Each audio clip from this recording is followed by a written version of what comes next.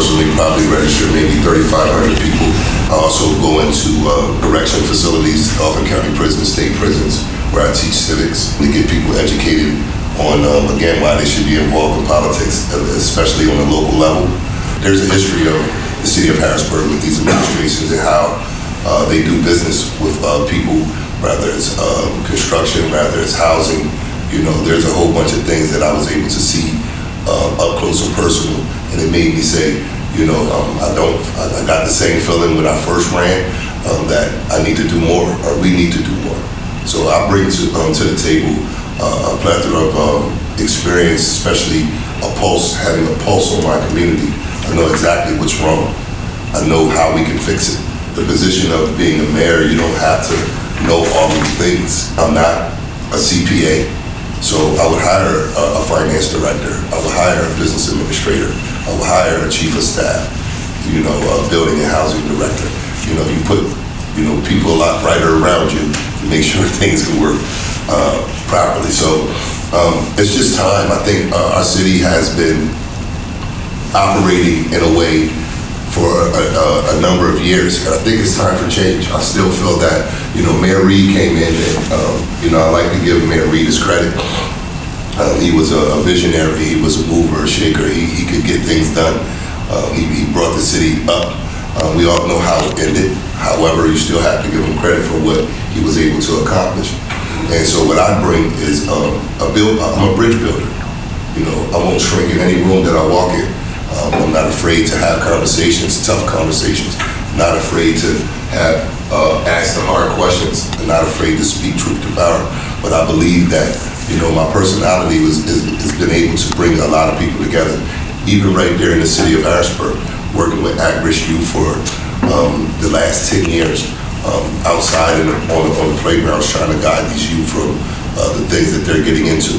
So that's some of the things that I see in the city, that are there programs for our youth and other people to actually survive. The quality of life is poor in the city of Harrisburg right now.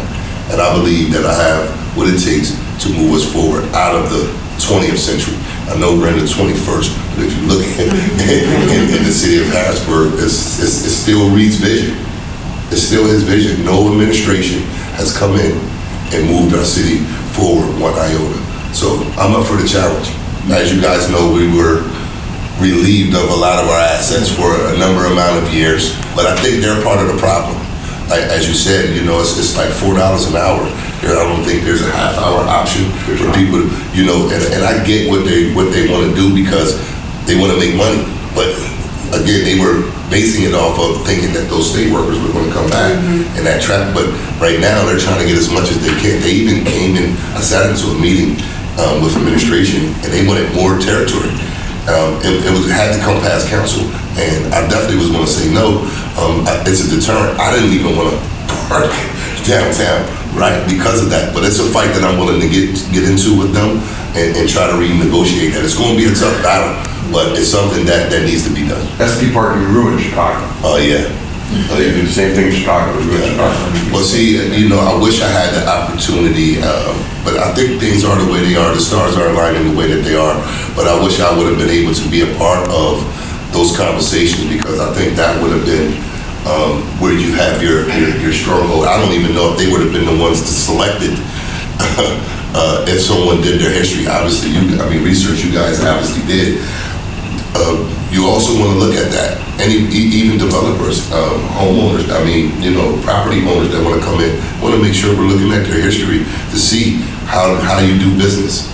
Are you a slumlord? Are you a developer that uses the LERTA and just, like we have Governor Square right now, you come in, you get that 10-year break, and then they make their money, and then they leave, and then we turn into Kensington Ave in Philadelphia. You know, you can't.